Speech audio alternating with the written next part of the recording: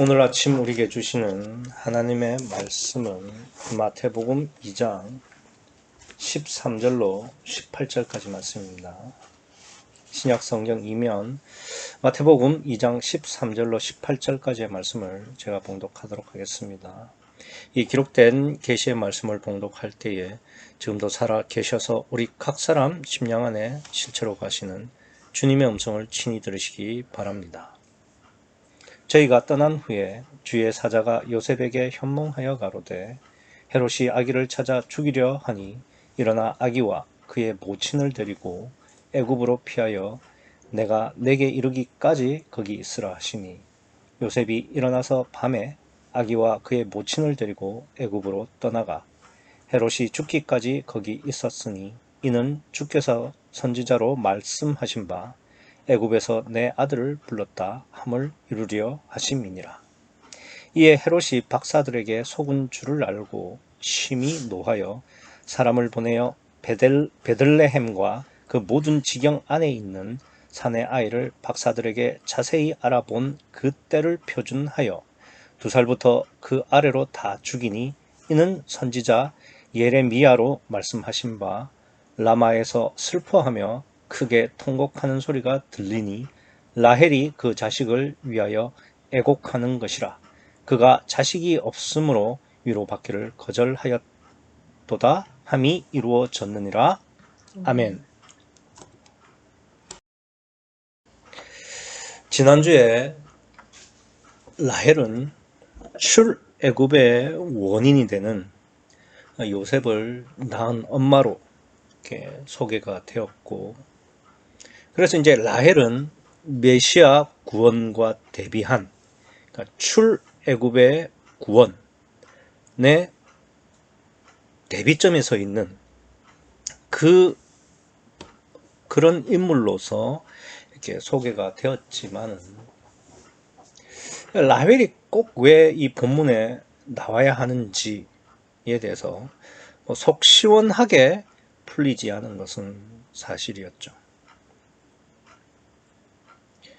라헬이 메시아 구원과 대비한 출애굽 구원의 원인으로서의 의미도 있지만, 사실 라헬 개인의 구원의 의미도 있습니다. 따라서 지난주에는 그러니까 메시아 구원과 관련한 출애굽의 원인이 되는 라헬에 대해서 우리가 좀 생각을 해봤다면, 오늘 설교에서는 라헬 개인의 구원에 대해서 좀 생각을 해 보도록 하겠습니다. 사실 라헬 개인의 구원이 어떠한 의미가 있는지를 알게 되면 오늘 본문에서 왜 꼭 라헬을 기록해야만 되느냐, 이 점도 알 수 있게 돼요. 그래서 오늘은 라헬 개인의 구원에 대해서 살펴보고, 또한 그 개인의 구원이 과연 어떠한 의미를 가지고 있는지 그 점에 대해서도 좀 생각을 해 보도록 하겠습니다. 성경에 나오는 여자 중에서 라헬만큼 좀 사나운 팔자를 가진 여인이 있을까 싶을 정도로 라헬은 굉장히 험악한 세월을 살았습니다. 성경에 보면은 야곱이 험악한 세월 130년을 보냈다고 기록되어 있지만, 제가 생각할 때는 야곱은 라헬에 비하면 순탄했습니다. 왜 이런 말씀을 드리느냐 하면은, 원래 라헬은 야곱과 결혼하기로 되어 있었어요. 그런데 그 라헬의 아버지인 라반이 장난을 쳐서 언니인 레아가 먼저 야곱과 결혼하도록 만듭니다. 그래서 결국 라헬은 본처가 되지 못하고 후처가 되는데, 그러니까 후처가 된 게 다른 사람 때문이 아니라 자기 친아버지 때문에 그렇게 됐다는 게 참 엽기적인 사건이죠.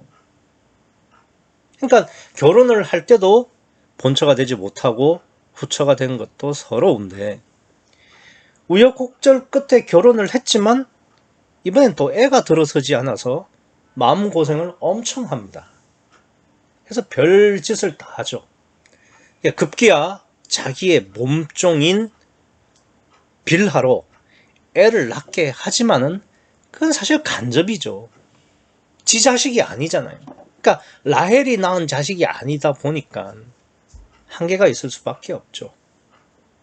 그러다가 그러니까 그러니까 레아의 첫째 아들인 르우벤이 밖에 나갔다가 합한 채, 그러니까 요즘으로 말하면 임신에 도움이 되는 약초를 하나 구해와요.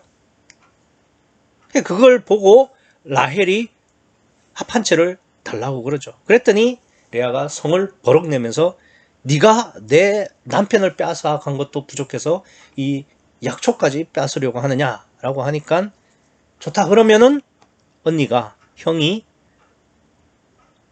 남편에게 들어가라, 그러니까 합방을 해라, 대신 그 약초는 나한테 달라. 그렇게 거래가 이루어져서 라헬은 그 합한 채를 얻고 레아는 야곱과 합방을 해서 또 자식을 생산을 하게 되죠. 그러나 그 합한 채 이후에 라헬도 요셉을 낳게 됩니다. 그리고 얼마 후에 베냐민까지 낳게 되면서 여자 구실을 하나 싶었더니 본문의 말씀처럼 베냐민을 낳고 나서 얼마 후에 곧 죽게 됩니다. 그러니까 굉장히 기구한 삶을 살았던 여인이죠.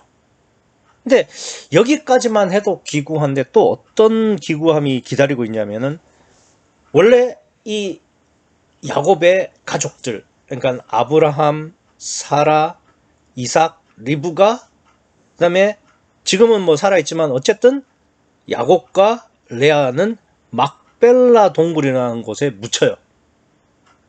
거기가 이제 가족 묘지 같은 곳인데, 그러니까 막벨라 동굴의 의미가 어떤 의미냐면은 이방 땅에서 아브라함이 돈으로 산, 그러니까 유대인의 땅이란 거죠. 다시 말해서 이방 땅 안에 하나님의 땅이라는 의미가 되고 천국이라는 의미가 되는 겁니다. 그래서 그 막벨라 동굴에 묻힌다라는 의미는 뭐냐면 이제 천국 같다라는 의미가 되는 거죠. 그래서 아브라함, 사라, 리브가, 이삭, 야곱, 레아는 뭐 천국 같다 이런 의미로 받아들여지는 겁니다.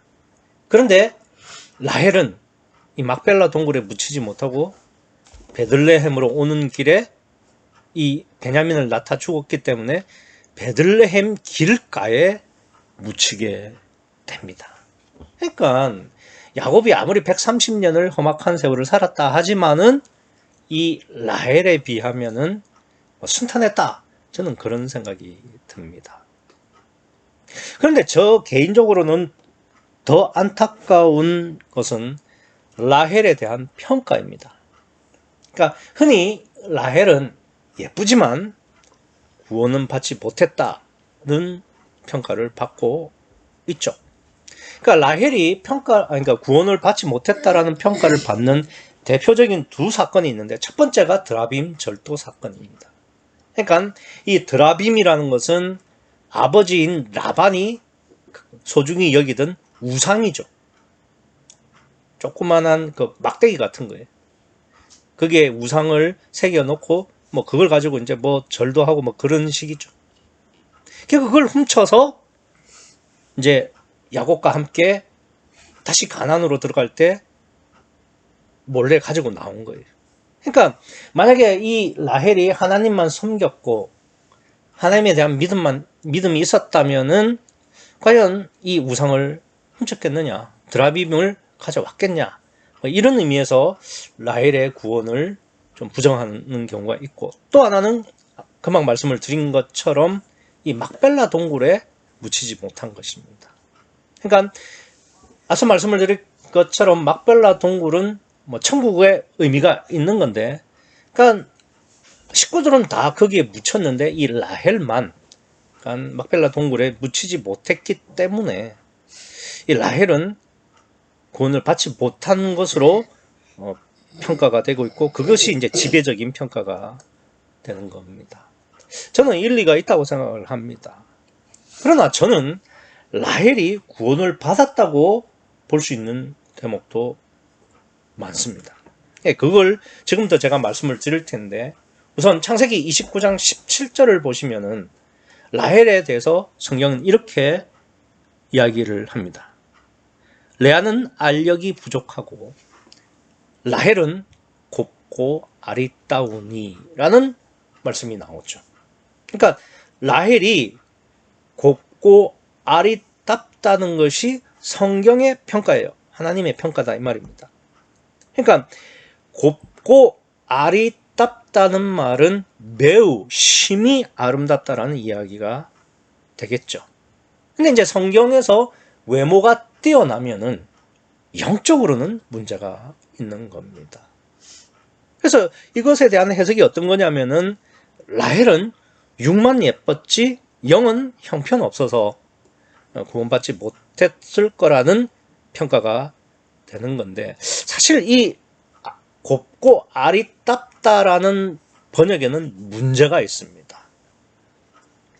어떤 문제가 있냐면은 사실 어떻게 보면 이 번역이 뭐 잘못되거나 엉뚱한 번역은 아니에요. 다만 구유복음의 기준으로 보면은 문제가 있다는 겁니다. 무슨 말이냐면은 이 곱고 아리따우니에서 곱다라는 말과 아리따다라는 말은 둘 다 같은 단어예요.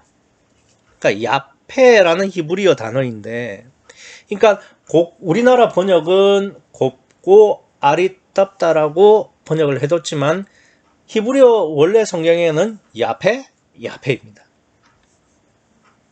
그러니까 이제 이 번역을 매우 아름답다, 심히 아름답다라는 뜻으로 번역하려고 우리 번역자는 곱고 아리따다 이렇게 번역을 한 겁니다. 그런데 이런 해석이 왜 문제가 되느냐? 구유복음적으로 보면 이거는 굉장히 치명적인 오역이다 이 말입니다. 예를 들어서 창세기 2장 17절에 보면은 하나님께서 선악과를 따먹지 말라고 하시면서 뭐라고 말씀하시느냐면은 내가 먹는 날에는 정령 죽으리라는 말씀을 하시죠. 여기서 반드시, 그러니까 정령 죽으리라라는 말은 반드시 죽는다, 죽음을 강조한 것으로 번역이 되어 있죠. 그러니까 선악과를 먹는 날에는 얘가 틀림없이 반드시 죽는다라는 이 죽음을 강조하기 위해서 정령 죽으리라고 번역을 했다는 겁니다. 그런데 원문을 보면은 이 죽는다라는 무트가 2번 연속되어 있습니다. 무슨 말이냐면은 선악과를 먹는 날에는 무트 하리라 이렇게 되어 있는 거죠. 그러니까 이것을 한글 번역자는 죽음을 강조하기 위해서 정령 죽는다라고 번역을 했고, 이게 이제 세상 복음인 거죠.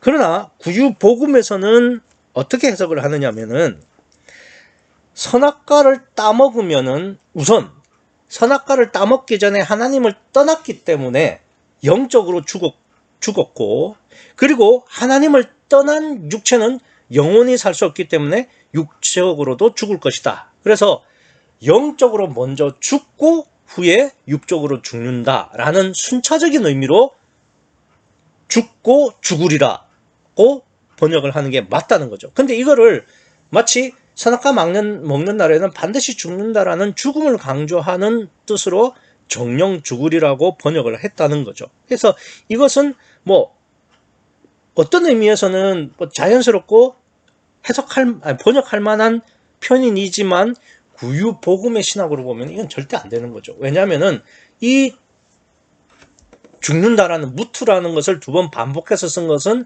앞에는 영적 죽음, 뒤에는 육적 죽음을 말씀하시기 위해서 이렇게 반복해서 적었기 때문입니다. 그러면 이것을 라헬에게 다시 한번 적용을 해보겠습니다. 그러니까 라헬이 곱고 아리따다라고 번역이 되어 있지만 실제로 원문은 야페라고 말씀을 드렸습니다. 그러면 이게 무슨 말이 되느냐면 이 라헬은 영적으로 심령도 예뻤고 그리고 육적으로도 예뻤다 이 말을 하시려고 하는 거죠. 이게 구유복음으로 해석하는 원리적인 해석입니다.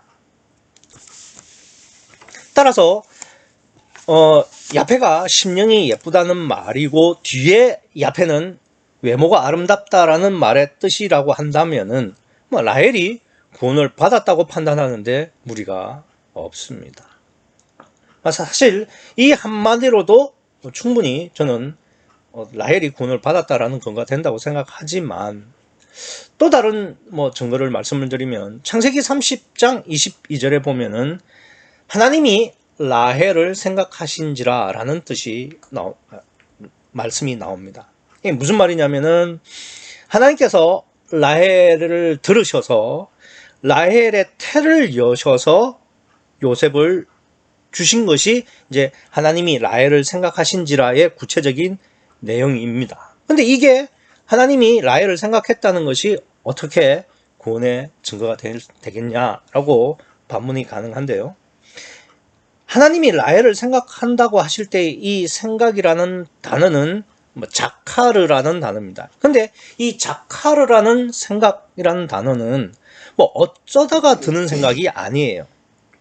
출애굽기 2장 22절에 보면은 하나님께서 이스라엘의 신음을 들으시고 아브라함과 이삭과 야곱에게 하신 약속을 기억하셨다 할 때 이 기억이 자카르고요. 그 다음에 출애굽기 20장 8절에 보면은 안식일을 기억하여 지키라 할 때 이 기억한다는 말도 자카르라는 단어가 쓰였습니다. 그러니까 이 이스라엘을 하나님께서 구원하실 것을 기억하신 것, 그리고 안식일을 기억해서 거룩히 지킬 것, 요 기억들이 오늘 앞서 제가 말씀을 드렸던 하나님께서 라헬을 생각했다라고 하는 그 생각과 같은 자카르라는 단어가 되는 거죠. 그러니까 이 자카르라는 단어는 어떤 의미가 있냐면은 하나님이 기억을 하셨거나 혹은 하나님을 기억하거나 둘 중 하나인데 어쨌든 이 둘은 하나님과 관계해서 구원을 이루어 갈 때 쓰는 단어입니다. 그러면 하나님께서 라헬을 생각하셨다는 것은 요셉이라는 아들 하나 주시려고 하는 것이 아니라 하나님과의 관계성을 하시겠다는 이야기고 그 관계성에 따라 구원까지 이루시겠다는 의미가 되는 겁니다. 따라서 하나님은 라헬의 영혼을, 심령을 기억하시고 또 생각하셔서 구원의 반열로 들이셨다는 겁니다. 그러니까 그 앞에 곱고 아립답다라는 말씀에서의 그 앞에 야페, 즉 심령이 착하다, 선하다, 곱다, 아름답다 이런 의미에서 그때서야 하나님께서 이제 라헬의 심령의 이제 역사를 시작하신 것이다. 그래서 하나님과의 관계성이 되었고 구원을 받았다. 이런 의미가 된다는 것입니다.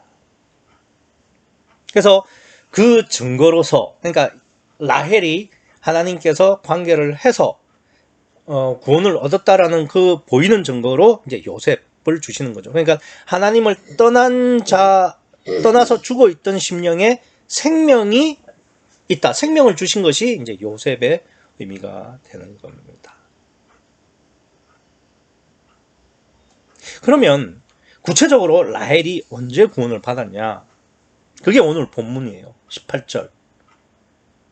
그러니까 라헬이 베냐민을 낳고 그 베냐민을 낳고 난 다음에 자기가 죽을 것을 알죠. 그래서 그 18절 중간에 지난주에 제가 좀 자세하게 설명했던 그가 자식이 없으므로라는 것은 원래는 그들이 없으므로라고 말씀을 드렸잖아요. 그렇죠? 그러니까 베냐민을 낳고 나서 자신은 곧 죽어야 된다는 것을 알고 의미가 없는 자기 자식들을 애통하면서 지금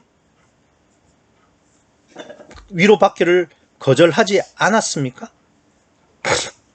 근데 이때 라헬이 구원을 받는다는 이야기죠. 그걸 어떻게 아느냐? 앞서 제가 지난주에도 말씀을 드렸지만은 지금 그가 자식이 없으므로 라는 말은 라헬이 자식이 없다는 뜻이 아니라 요셉과 베냐민이 어미가 없기 때문에 라헬이 그것을 애통해야 한다. 걱정해야 한다. 뭐 이런 말씀이다라고 제가 해석을 했습니다. 근데 이게 어떤 의미가 있냐면은 지금 라헬은 죽는 순간까지 자기 영혼이 아니라 자식 걱정에 있는 거죠. 다시 말씀을 드리면은 라헬은 자기의 심령보다는 자식의 앞으로 어떻게 살아갈지, 자식의 안위에만 관심이 있다 이거죠. 그러니까 육이 전부였던 라헬의 심령을 지금 그가 자식이 없으므로라는 것으로 지금 표현을 해주고 있다는 겁니다. 그래서 아직까지 라헬은 육에 머물러 있기 때문에, 그러니까 자기 심령보다 자식 걱정이 더 앞서기 때문에 육이 우선이고 육에서 아직 깨지지 않았다는 이야기가 되는 거죠. 근데 제가 앞서 라헬은 곱고 아립답다고 그랬고 하나님이 라헬을 생각하셨다고 하셨기 때문에 그러면은 라헬이 구원을 받았다고 이야기를 드렸는데, 그럼 죽을 때까지, 죽기 직전까지 이렇게 자식 걱정이나 하고 자기 심령은 돌아보지 않는다면은 도대체 언제 구원을 받는 거냐? 이 부분을 창세기 35장 18절에서 다시 설명을 하고 있어요. 그러니까 오늘 본문 18절의 상황을 창세기 35장이 더 자세하게 설명을 하고 있는데, 그 중에 창세기 35장 18절에 보면은 그가 죽기에 임하여 그의 아들의 이름을 베논이라 불렀으나 그 아비가 그를 베냐민이라 불렀더라는 말씀이 나옵니다. 그러니까 라헬이 베냐민을 낳고 어미가 없이 살아갈 애라 여겨졌기 때문에 그것이 너무 애통하고 분통해서 슬픔의 아들이라는 이름의 베논이로 이름을 지었어요. 그러니까 이때까지만 해도 여전히 라헬은 육이 기준인 심령이죠. 그런데 야곱이 그 베냐민을 베냐민, 즉 오른손의 아들이라는 이름의 뜻으로 바꿉니다. 그러니까 성경에서 오른손은 하나님을 의미합니다. 즉 그래서 오른손의 아들이라는 말은 하나님의 아들이라는 의미가 되는 거죠. 이때 저는 라헬이 끝까지 이 베냐민과 요셉을 불쌍히 여겨서 유언처럼 아니다, 베논이라 해라, 슬픔의 아들이다. 그러니까 어미 없이 살아갈 자식에 대한 그런 슬픔을 베논이라고 이름을 짓고 그걸 고집할 수도 있었을 것인데, 야곱이 오른손의 아들, 즉 하나님의 아들인 베냐민으로 바꾸었는데 그걸 받아들여요. 그러니까 라헬이 육이 기준이었을 때는 베뇨이었지만 하나님이 키워주실 것이 믿어지니까 그때서야 다 포기하고 베냐민으로 받아들였다는 겁니다. 영성 세미나 내용에 보면 이런 내용이 있잖아요. 어떤 분이 천주교 신자였는데 그분이 최 목사님이랑 이렇게 교제를 하다가 끝에 마지막에 자기 자식들 하나님한테 맡긴다고 하고 얼마 후에 돌아가셨다고 그랬잖아요. 그러니까 지금 라헬이 그 상황인 거예요. 그러니까 어린 자식을 두고 가야 할 어미가 정말 그 자식들이 안 돼서 슬픔의 아들, 즉 베논이라고 이름을 지었지만 야곱이 아니다, 얘네들은 하나님이 키워주실 것이다 라는 믿음으로 베냐민으로 고쳤어요. 그랬더니 라헬이 유언처럼 끝까지 우길 수도 있었을 텐데 자기도 그것을 깨닫고 베냐민으로 받아들이는 겁니다. 이렇게 18절에 베논이와 베냐민이 교차하다가 19절에 그러니까 그 라헬이 정말 육을 깨고 자기가 부인되어지고 하나님만 바라보면서 베냐민이라는 이름을 받아들였을 때 그때 하나님께서 라헬을 데려가시죠. 그리고 나서 그 다음 절 19절에 라헬이 죽음에라는 말이 나옵니다. 천국 간 거죠. 그러니까 아주 짧은 시간이었지만은 그 사이에 라헬은 자기 부인과 거듭남이 일어났던 겁니다. 그러니까 누가복음에 보면은 십자가 강도 사건이 있잖아요. 그리스도 강도도 아주 짧은 시간에 자기 부인과 거듭남이 있었죠. 문제는 이 라헬도 그렇고 십자가 강도도 그렇고 뭐가 없습니까?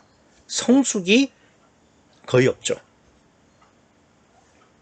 그래서 오늘 본문에서 왜 꼭 라헬이 나와야 하느냐? 이 점을 지금 이 라헬의 구원에서 우리가 알 수 있다 이겁니다.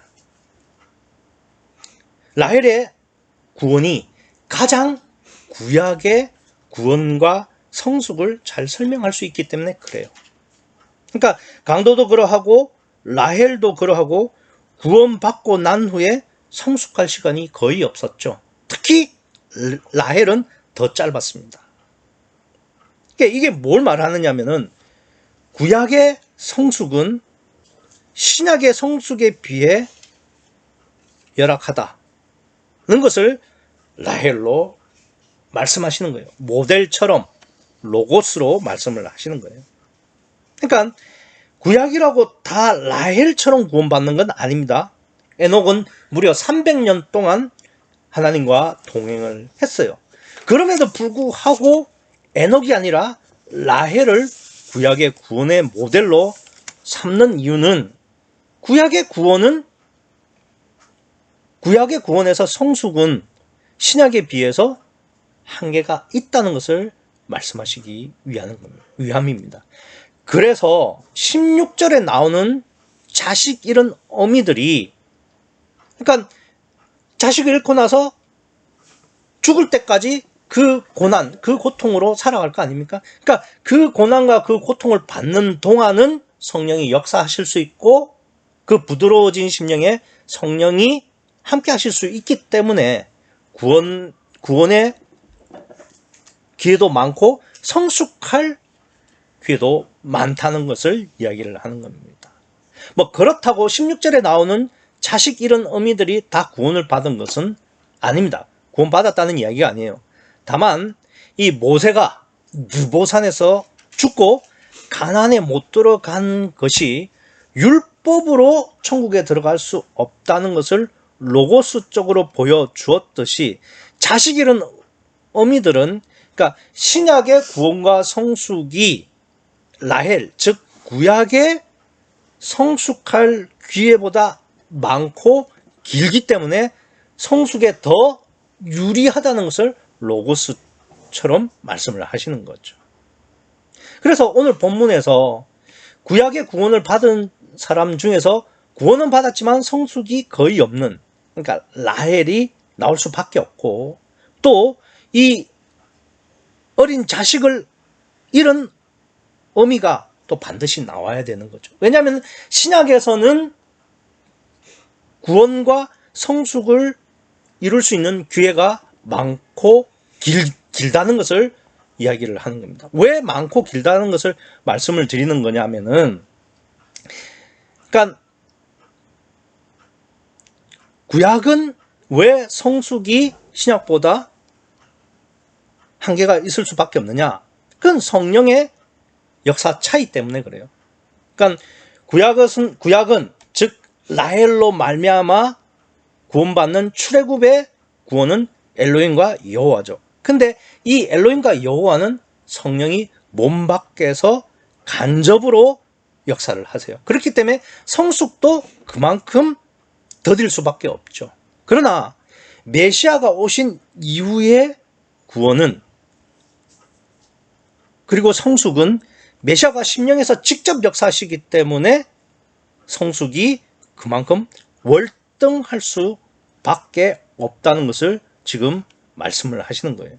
그래서 메시아 전과 후의 구원에 있어서 구약의 엘로힘과 여호와의 구원은 성령이 몸 밖에 역사하시기 때문에 성숙이 더딜 수밖에 없고, 메시아 후에 임마누엘의 구원에서는 성령이 직접 심령에 역사하시기 때문에 성숙에 탁월할 수밖에 없다는 것을, 그러니까 라헬이 구원 받자마자 죽어서 성숙할 기회가 없다는 것으로 모델을 삼아 로고스로 말씀하시고, 또 신약에서는 이 어린 자식을 잃은 어미로 말미암아 어미를 말씀하시면서 길게 성숙과 또 구원을 받을 수 있는 기회가 있다는 것을 통해서 성숙이 더 탁월할 수 있다는 것을 이렇게 로고스적으로 말씀을 드리는 겁니다. 그래서 라헬도 반드시 나와야 되고 이 요아학살도 반드시 나와야 되는 거죠. 그리고 이 라헬이 구원을 받았지만 성숙에서는 한계가 있는 것을 오늘 18절에 신약에서는 자식을 잃은 어미들이 죽을 때까지 그 고난을 받으면서, 심령의 고난을 받으면서 구원과 성숙할 수 있는 그 기회를 얻을 수 있다는 점에서 성숙이 더 탁월할 수 있다는 것을 지금 이야기를 하고 있는 겁니다.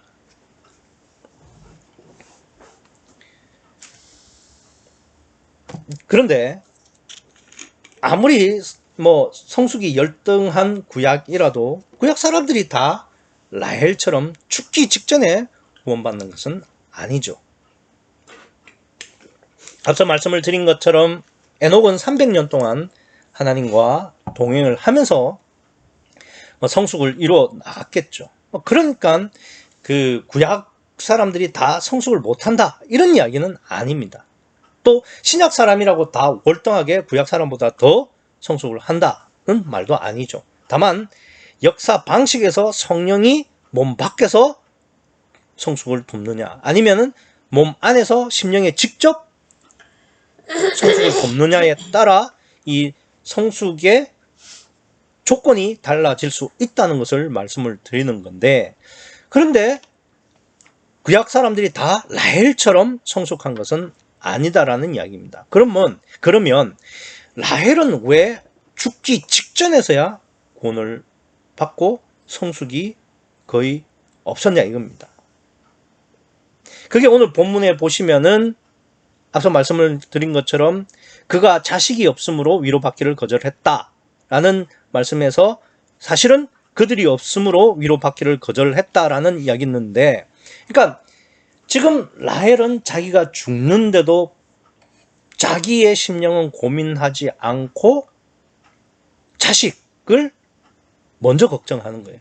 그러니까 요게 구원을 늦게 받고 성숙을 거의 이루지 못한 라헬의 구원의 의미가 되는 겁니다.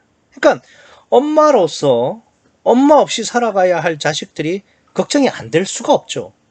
걱정은 당연합니다. 그런데 그보다 우선돼야 할 것은 내 심령이죠. 그러니까 자식 걱정도 때를 봐가며 해야 되는 건데, 죽을 사람이 자기 심령은 내팽개치고, 그러니까 두고 가야 할 자식을 걱정하고 있기 때문에 이 라헬은 죽을 때까지 육이 깨지지 않은 그러한 심령이었던 겁니다. 그래서 제가 목도 시간에도 읽어드렸지만은 그날에는 아이 뵌 자들과 젖먹이에게는 화가 있다, 그 말씀을 드린 거죠. 이게 상식적으로는 말이 안 되는 거죠. 왜 그러냐면은 임신하고 젖먹이 엄마가 왜 화가 있습니까? 그럼 임신도 말고 애도 키우지 말라는 이야기냐? 그게 아니죠. 그러니까 내 심령을 위해서는 육을 완전히 포기할 수 있어야 되는데, 그게 자식이라고 해도 내 심령을 포기하는 데 있어서는 그러니까 방해거리가 되어서는 안 된다는 이야기죠. 자식만 그런 게 아니라 물질적 안정이라든지 인간관계라든지 내 꿈 등 모든 것이 다 해당되는 거죠. 거지처럼 살라는 것도 아니고 혼자 고립되라는 말도 아니죠. 더군다나 꿈 없이 살라는 이야기도 아니에요.